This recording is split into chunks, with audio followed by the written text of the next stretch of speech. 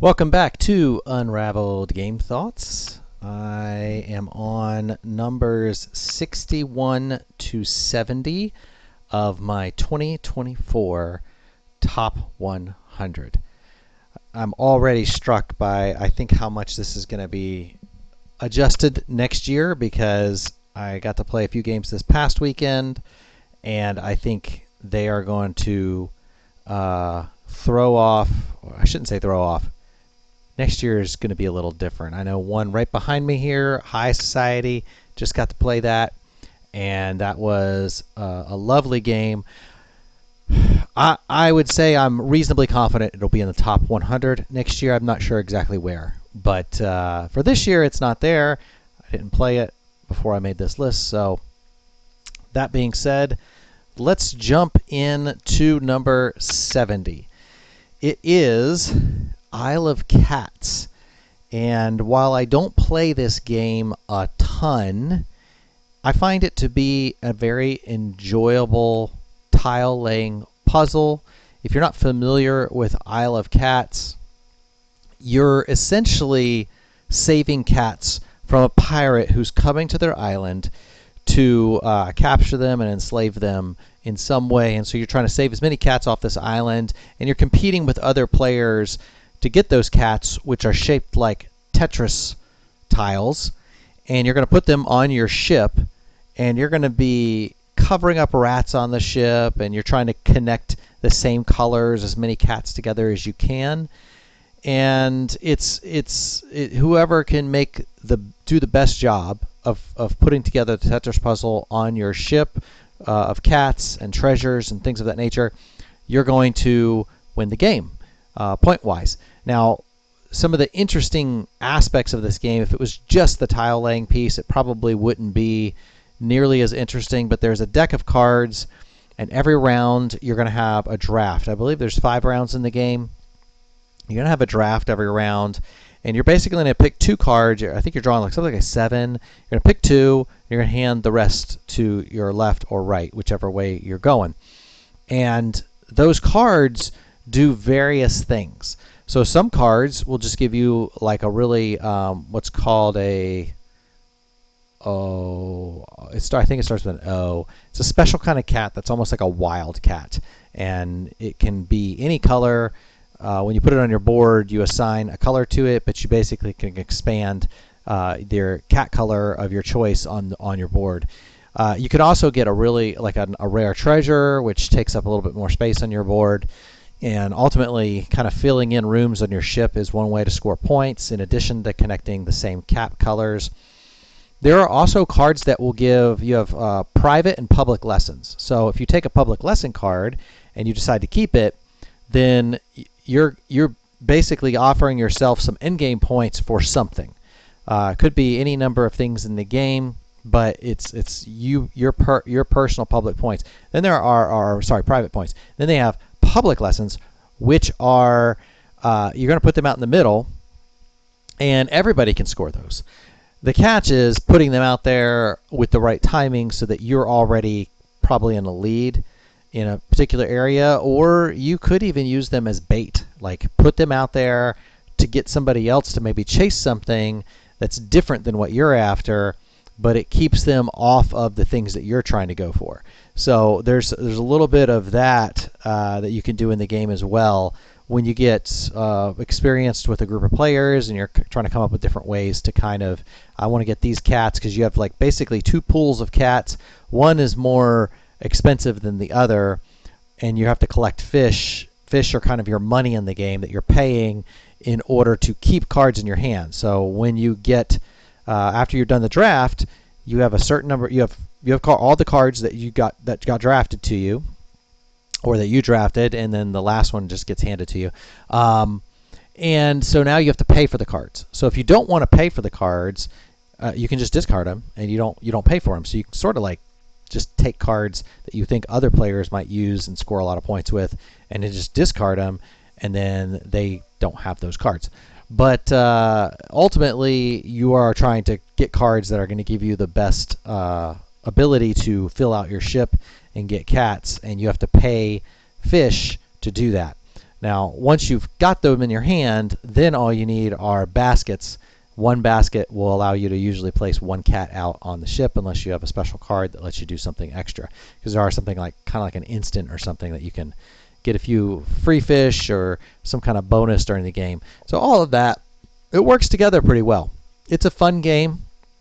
Again, don't get it out a ton, but I enjoy it, and it kind of lands in this realm of my list, I think, from year to year. And it's one I would potentially recommend to somebody who's newer to the hobby because it's not that hard to learn and play, and it's got really cute art, and it's going to appeal to variable audiences who are looking for something that's not too heavy. I think this would probably fit the bill for a lot of folks. So, Isle of Cats. Currently have that rated at an 8.18, and you know what I forgot to do? Last time I did the designers, and I almost forgot that I wanted to do that. So let me go to Board Game Geek here and make sure that I am calling out these designers so we don't so we give credit where credit is due, because it takes a lot of time and energy to design a game, and I want to make sure we give credit to the people who have designed these games because they are tough. I want to say it's Frank something who did Isle of Cats. Let's see how close I am. Might be way off. Who do we have? Frank West. Hey, there you go. I was close. Frank West is the designer, and it's published by the City of Games. I'm not, and 14 other designers, so a lot of folks involved in that one. Okay, next up, number 69 is, I don't know that I call it a classic yet. It's probably not considered a classic. I'm not even sure what year this game came out, but I am intrigued to know. Let's see if we can get it open. 2018, is that right? 2018, is it that old? Wow. Okay, I guess it's not that old, but 2018, yeah. And that's Root. Root is by Cole Worley, who, and this is published by Leader Games, and Cole has been making a lot of games. Recently this year we've seen Arcs, and that's been real popular. He's done Oath, he's done Fort. He's getting to be fairly prolific in his game design and what he's able to put out there. So Root's a complicated game for me, but I cannot, even as hard as I find it to get to the table, I can't trade it away. I can't get rid of it because it feels unique, and I do enjoy the idea of the asymmetric game, and each player, depending on which faction you're playing with, is going to play differently in how you're trying to race up the point track and win the game. And I like that. And I have a couple of expansions inside the Root box that actually happened to be in there when I bought it. I bought it from a used bookstore here in Denton, and turned out to be a fantastic value. Had that expansion in there. I think the river folk and the lizards were in the box, and it's just fun to play. It doesn't take that long. I think your average game, probably, if everybody knows how to play, I want to say like an hour and a half, maybe. Where it's really hard is the teach, because in Root, you almost have to teach 4 games to the 4 players who are playing, if you're playing with 4 players, so that everybody understands what they're doing and how to score points in the game and win the game. And even then, it probably takes them a couple of plays before you're going to get down, especially for more complicated players like the Vagabond or something like that, that just operates sort of on a different wavelength. I mean, every group of animals operates on a very different way than the other groups. So win conditions are all over the place, but it's a fun game to play, and I like it. And I hope that maybe as my kids get older, there might be a time where they might be more willing to play. The catch is it's kind of a go-getcha. I mean, you have to destroy other people's stuff. I mean, it's a war game disguised as cute animals. So It's not, and I don't usually play war games, but this one, it almost like a war game, but it's a race because you're trying to get up that point track faster than anybody else. So trying to leverage your strategy to the best of its ability is really the challenge of the game. But it is a good one, and if you have a play group where they kind of like going at each other a little bit, this will be a fantastic game to try out. All right, number 90 or number 68 is a game that I've only played, I think, twice. I like it though, and it's based on, I think it's based on a video game, and that's Anno 1800. I believe this is a Martin Wallace game, but he might have done it with somebody else as well. So this was a 2020 game. And it is Martin Wallace is the designer, Cosmos is the publisher, and it's a Euro game. I'm trying to think of how I would describe it. Tech Tree the game. Let's call it that. Tech Tree the game, because you're building. Everything has to be built in a certain order, and there's all these tiles you put out at the beginning of the game that are kind of the different technologies you're building up on your tree. And there's some other aspects of the game where you're building out islands and places where you can have ships, and there's a card management piece to the game. A lot of that is interesting because I think when somebody's hand run out of cards, that is the end game trigger. And so part of it you're trying to get those cards out of your hand, but you have to do all these other things in order to be in position to get those cards out of your hand. It's not just as easy as, oh, I'm going to play 7 cards in 7 turns. You have to meet certain criteria to even play a card. And then there's some other point gaining aspects. I think there's like 5 different cards in the middle that you're kind of universally, everybody can go for those, and you get either an extra action or points off of those cards.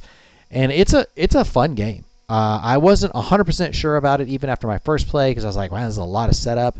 But I've printed an insert for the box, and so it's a little easier to get out and set up where I've got all the tiles and kind of a nice 3D printed insert I did, so I can get that out to the board a little faster.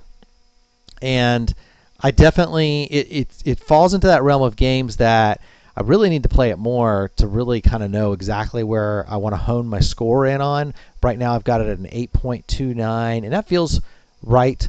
It is a fun game. I like getting to the table, and I would definitely play it a lot more with the right crowd and people that enjoy that sort of game. In fact, we're probably getting to a point where it's been a minute since people have even been thinking about it, so I might be able to get it to the table pretty soon. I did that with another game recently. Orleans, hadn't played in a long time. I think it was 20.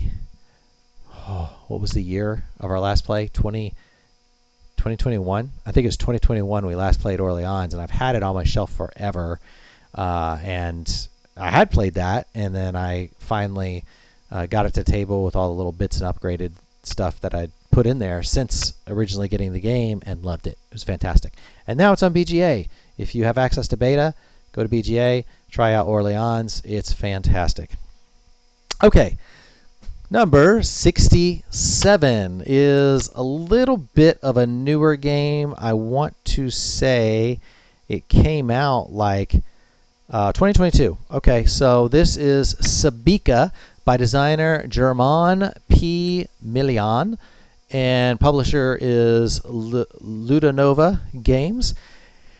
Sabika is very gorgeous, and it reminds me a little bit of like Praga Caput Regni combined with like I don't know, like a tea game.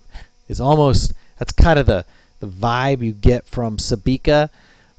A lot of it's really an asymmetric puzzle that you're building, but you have a rondel that you're using to take your actions with 3 different type of workers on different rings of the rondel, and each ring and each worker does a certain kind of thing. So you kind of have resource gathering, and then you'll have some other elements to the to what they're doing, building and maybe gathering cards that will score you points at the end of the game. But the art is gorgeous, almost an Azul-like vibe to the art, although there's no clinky porcelain tiles in this game, but it's very nicely designed, and it's pretty, and you have to line up some patterns in certain things you're trying to do in the game.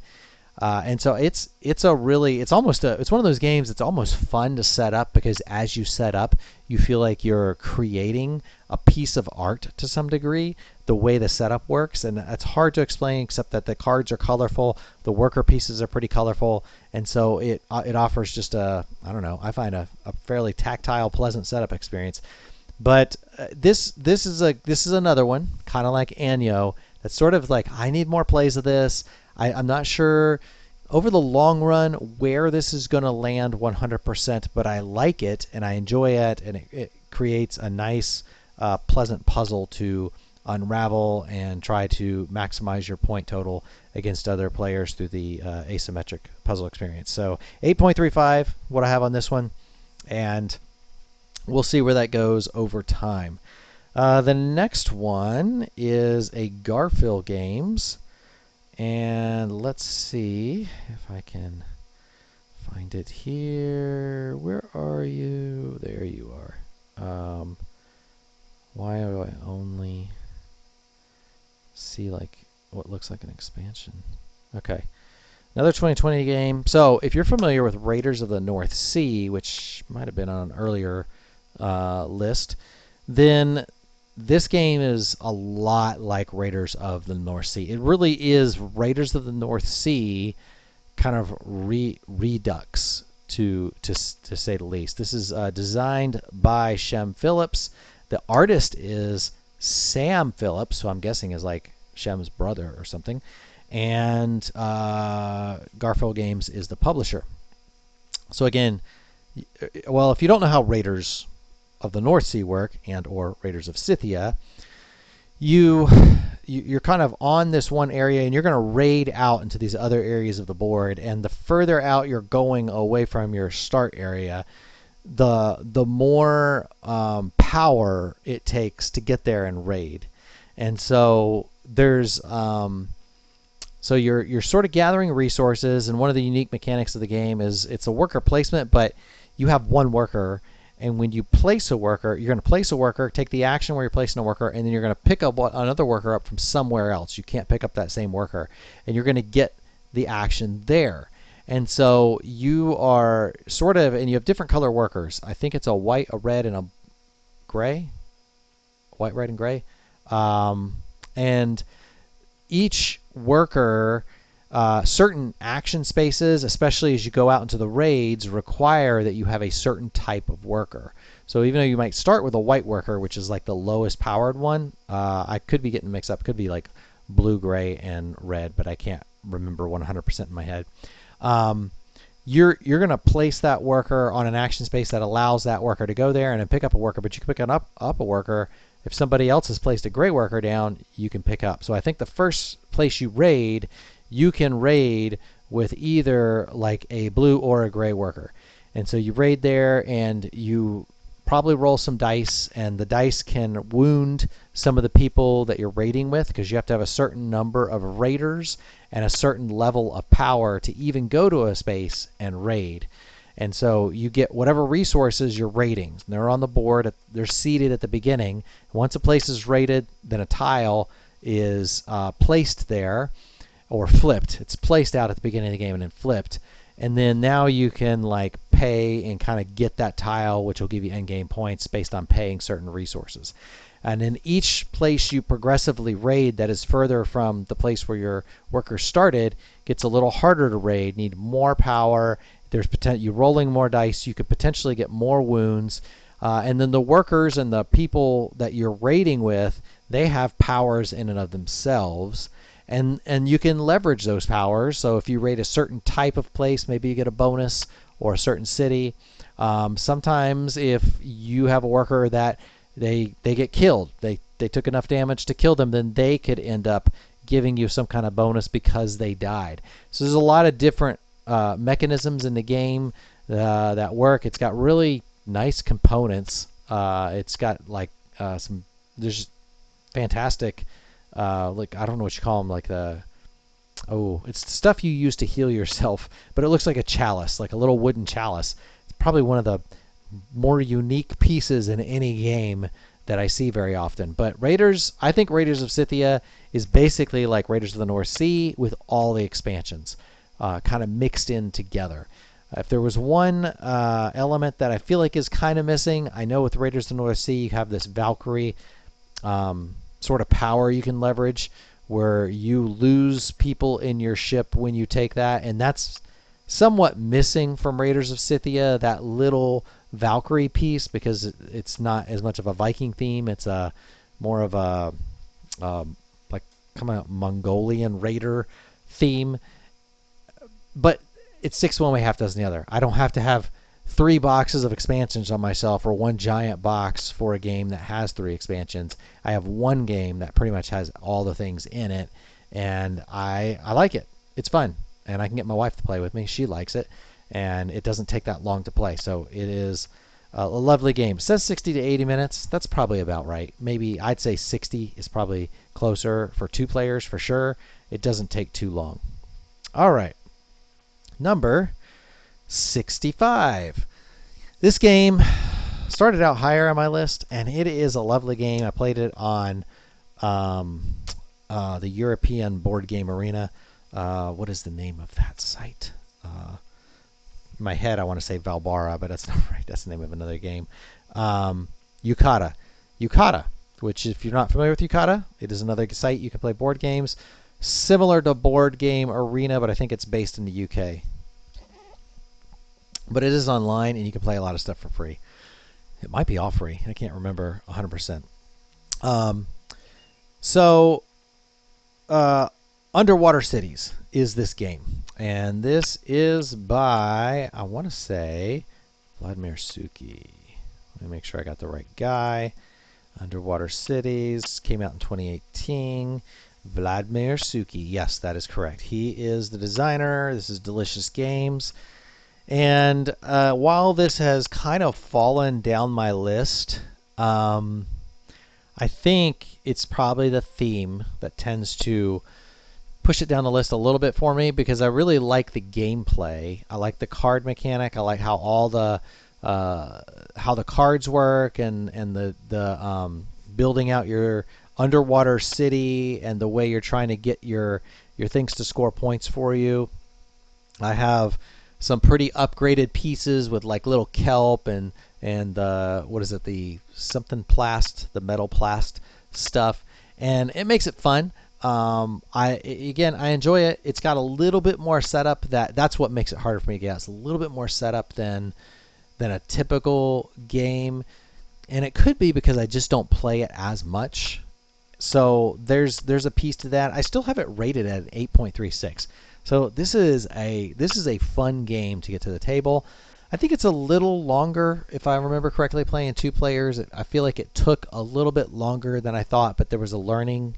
One of us was learning to play the game, and I think that was the first time I played it like physically board game, so I'm kind of referencing the rules a lot more. So it could be with more plays, it gets faster, and if you've played it 4 players and you feel like you've gotten a 4-player game done in under an hour, definitely post in the comments. I'd love to hear that. It's sometimes good to know that, oh yeah, after you get experienced with certain games, they go down. There are other games that I feel like no matter how experienced you get, in some cases they get longer with more experience, because you just have more things that you're really trying to look at and think through. But I don't know that this is one, but it's got pleasant art. To some degree, I find the theme slightly dry, but not unpleasantly dry. So not to the point that I think it actually detracts too much from the overall experience of the game itself. Oh man, sorry. But a lot of people love this game. It's been recommended to me by several folks, which is, well, I don't want to say that's why I got it in the first place. I actually got it in the first place because I played it probably like 35, 40 times on Yucata, and I was like, this is just a fun game to play. And I kind of wonder if I like it more as a in that kind of board game environment. But it could be that I played it so much because I played it like that 35 times. I probably played it in like a span of like 3 months. So I might have just like crammed a whole bunch of plays together, and then it'll come back to me later on. I'll be like, I really want to play this game again, but it takes longer because I crammed so much in a short period of time. But that is Underwater Cities. All right, next up on the list, probably another game I'm not really sure where it ultimately will fall over time. There's quite a few of those on my list where I just am not sure. This one came out in 2022, and I think I played it at BGG-Con. And it's got a semi-unique theme, I would argue. Very gorgeous art. And this is designed by Gerard Asensi and Ferran Renalius. And that is Lacrimosa. And it is... how do I describe Lacrimosa? One of the most unique things is certainly how the card system works. You have 9 cards, and throughout the game, you're always going to have 9 cards. So each round, you have a player board that has 4 slots above and 4 slots below, and the cards are kind of, you've got a top and a bottom. And the top is like the action you're going to be doing, and the bottom is like the resources you're going to get from, I forget if you get all the resources at the end of the round or it's each turn you get the resources at the end of that turn, and you go to the next card. The catch being there are cards that you can get to upgrade, and if that happens, you upgrade a card, you always upgrade your bottom card. So top card you put in, maybe you choose the card upgrade action. When you upgrade the card, you upgrade the bottom one. So that one's out of the game that you took out, and you're getting a better card that's going to have better resources when you upgrade. And you're largely thematically playing as contemporaries of Mozart. Mozart has passed away, and you're trying to get what probably is essentially prestige points with his, I don't think it's his mom, I think it's his widow. Maybe it is his mom. But you're trying to get prestige points with this person, this individual that's going around and collecting the stories of Mozart's life. So it feels a little bit like it's a time travel where you're like, okay, this one part of the game I'm moving around and I'm retelling the story of something I did with Mozart. And then there's an area control piece at the bottom where you're putting together his Lacrimosa, and you're going to get points from that, and I forget where all the other points come from. It's been a minute since I played this. I think it came out in 2022, and I think I played it at BGG-Con in 2022. And I had a blast playing it. It took probably about a year before I actually picked it up. I think it was, let's see, it's 2024. I think it was 2023 I got it in my collection, but I haven't actually gotten my copy to the table to play. But it was fun enough. I'm anxious to play it again, and hoping that maybe I've got GreyCon coming up here, and I'm hoping maybe get lucky and get to play it at GreyCon, possibly with some of the people I played with a couple years ago. We'll see. So that is Lacrimosa, and it's by Devere Games. I don't think I said the publisher, so Devere Games is the publisher of Lacrimosa. The next one on my list is another game where I have it. It is on my shelf. I bought it after playing it once, and I just haven't gotten my copy to the table. But it is a fun game, and it is Evacuation. I'm sorry, I don't know.